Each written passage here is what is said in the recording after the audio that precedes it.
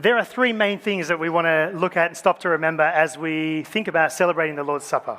And so this is them. Number one, as we remember the Lord's Supper, as we remember what we're doing here, we remember that you get life right when you get right with God.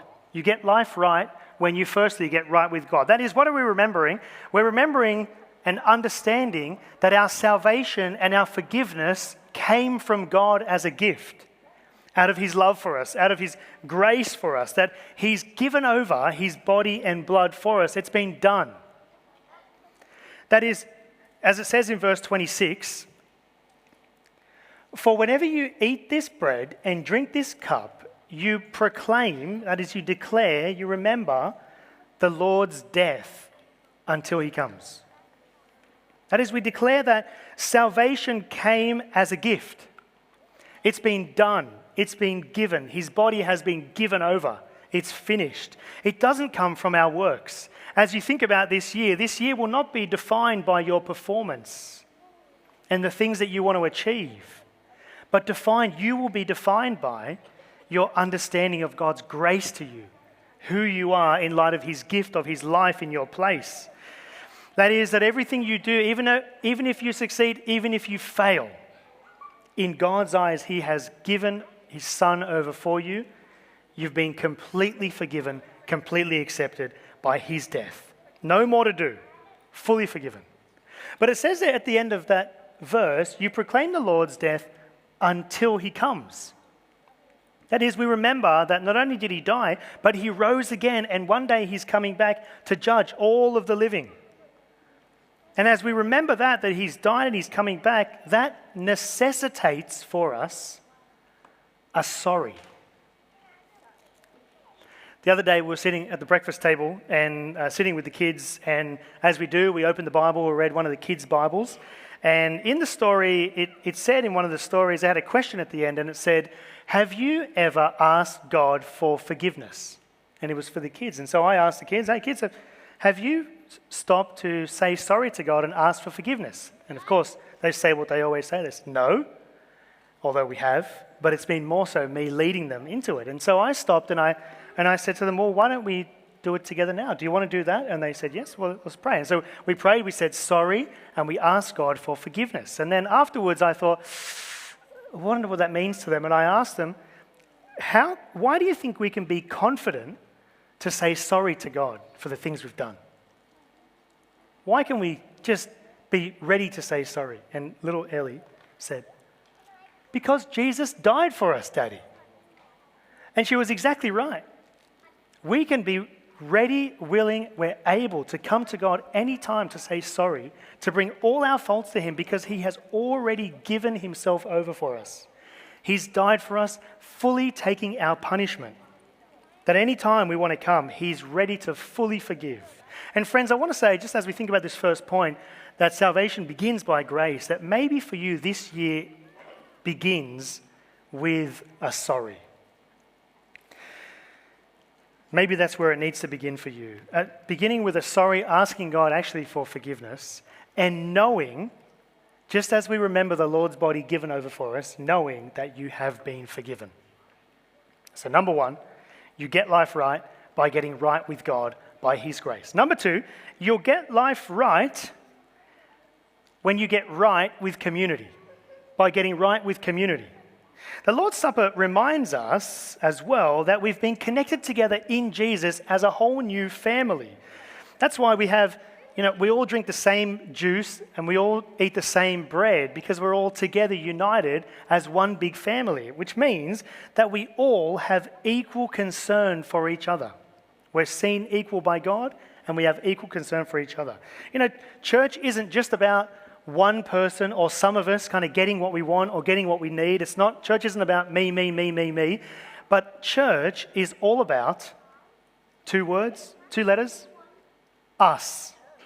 It's not me, but it's us. And that means then as we do life together, we're going to be checking in with how each other are going. We're going to be sharing needs that we have with each other. We'll be asking and considering how we can help other people in whatever it is that they're going through.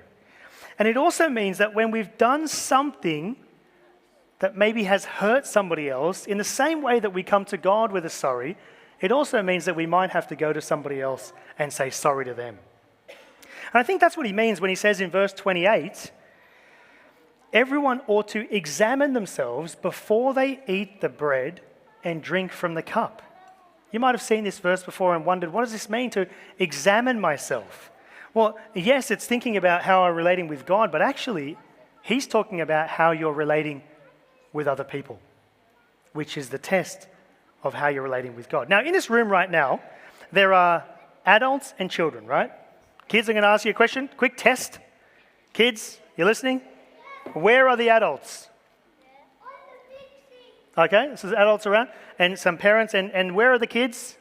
On the floor. Okay, very good. And on the chair. They're scattered throughout, right? In this room, there's adults and children. Now, children, important question for you. Do you think that the adults, especially your parents, do you think they care about you? Obviously. 100%. 100%, obviously. Very good. Well, consider this. In God's family, God is our Father, and we, adults or children, we are all his children. And God cares about each and every one of his children and wants us to care about each and every one of them in the same way that he cares about them. So here's a challenging statement for you. Do you know you can only love God as much as you love other people? You can only love God as much as you're willing to love other people.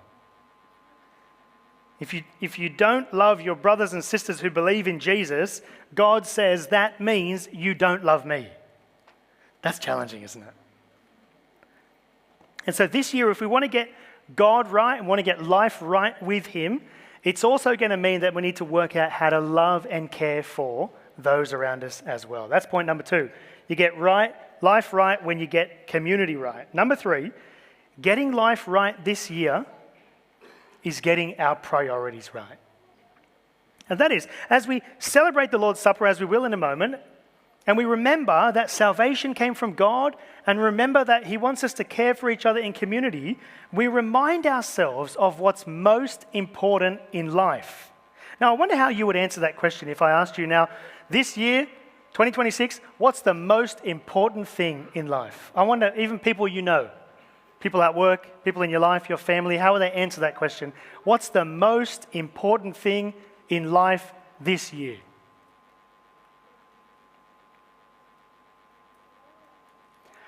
I think the Lord's Supper tells us. You see, the supper is about Jesus' death, right? Jesus' death tells us what God thinks is the most important thing in life. That is, Jesus dying for us tells us that God considered our relationship with him more important than anything else in life that he could have done. You see, if there was anything else more important than us knowing and loving God, then when Jesus came to earth, he would have done that thing. So, if life was about having a certain kind of job, a particular job, Jesus would have done that job.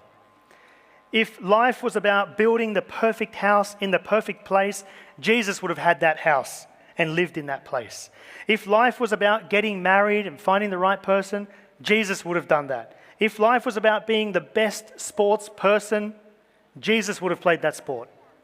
He would have been that person. If life was about having the perfect health, Jesus would never have died.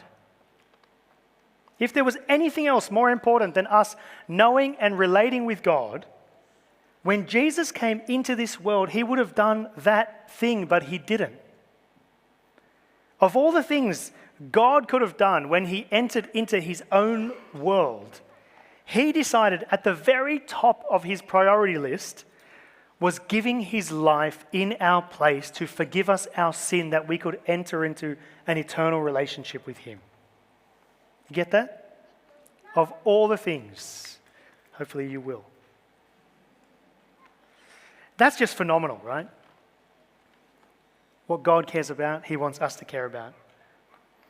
So, to sum up, as we celebrate this meal, we remind ourselves of God's love for us, his grace to us. Secondly, remind ourselves of our love for each other, our love for God's people. And thirdly, we also commit ourselves to putting God first above all things as we move through life. That's how we'll get life right this year in 2026. Whatever else you might achieve or fail at, the only way to move forward and progress in life this year is by getting God in his right place in your life. And so, friends, let me invite you to do just that, to begin this year that way, by getting grounded in God. And the way we're going to do that is beginning by celebrating the Lord's Supper. And so how we're going to do it is there are some trolleys at the back of the room with some juice and bread. And just a note, if you are gluten-free, the middle trolley has gluten-free bread on it. So kids and adults, we're going to head to the back. We're going to grab a cup and some bread. Not yet, guys, not yet. But what I want you to do is as you grab the juice and the bread, don't drink it yet, don't eat it yet. Come back down, sit back where you were, and hold on to it while we think a little further about what we're eating and drinking, okay? So slowly move to the back. And parents, you can help your children with that. And just want to say as well, if you're new with us today and you find yourself not quite ready to enter into a relationship with God, please don't feel any pressure to do this. We're glad you're here.